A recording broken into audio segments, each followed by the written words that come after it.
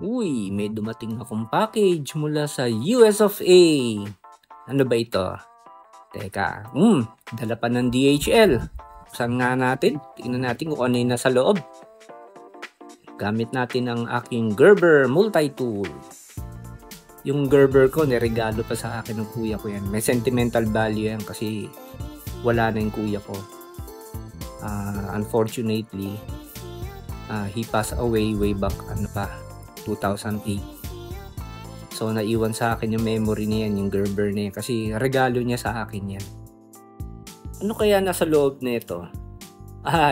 Joke lang! Ito na yung in-order kong Mantis Laser Academy Training Kit.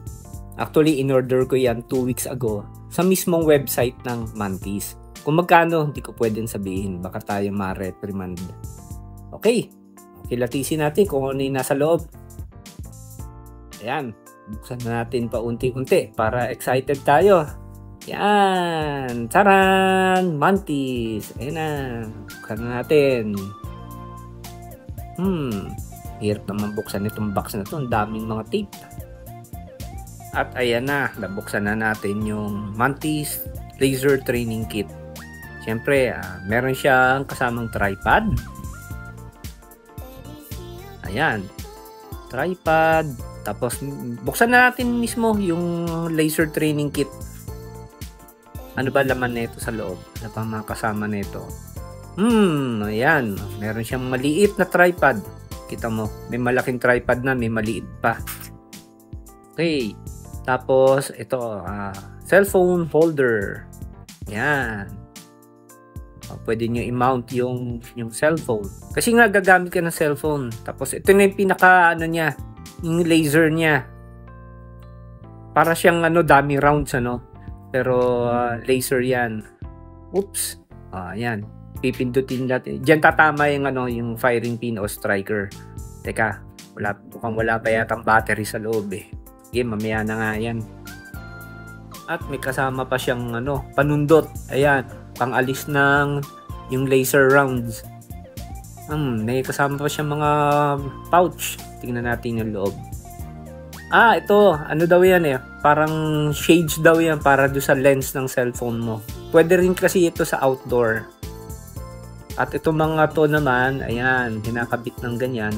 Para saan to? Lalagyan yan. Yan, para kahit hindi mo idikit sa pader yung mga target board, pwede mo na lang i-mount tapos ipapatong mo sa lamesa. Yan, mahirap lang ang ilagay. Pero okay to, di ba? Ayan, hindi mo na kailangan ng pandikit. Yan. So, ito na yung mga kasama niyang mga target board. Meron siyang starter. Yan. Tapos, iba't ibang klase. Ito, parang sa dart lang. Di ba? Parang sa dart lang eh, no? Yan. Ito maganda dot torture test. Gandang gawa ng content ito. Yan, dot torture test tawag diyan. Tapos ito FBI daw to eh. FBI qual. Yan. Hindi ko alam para saan to. Ito yan. Parang pang hostage. Stage 1. Tapos, meron pa siyang, ito, pareho lang to, hostage 1. Yan. Okay.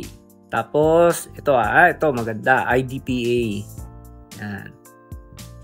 Siya nga pala kasi dun sa apps, marami kang pwedeng, scenarios o mga drills na pwedeng gawin. Yan. Ito, pang PSC. Yan. Tapos, ito yung simpleng bullseye target. Control, yan. Ayan, control. Dalawa yung control. May mga spare pala siya, Ayan. O ito naman yung yung target talaga. Pwede mo i-score na 9, 7, maganan. May kasama rin siya mga pandikit. Yan ang pandikit mo sa sa pader.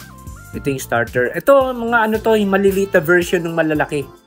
Tapos, ito yung laser code. Yung code pala ng yung mga apps. Hindi ko pwedeng ipakita to Ayan. Pero nai-enter ko na yan. So, kahit na may makita wala na yan. Invalid na yan. Tapos, mga sangkaterbang, manual. Yan. Sa susunod, gagawan ko ito ng content. Abangan nyo lang. Maraming salamat ha. Bye!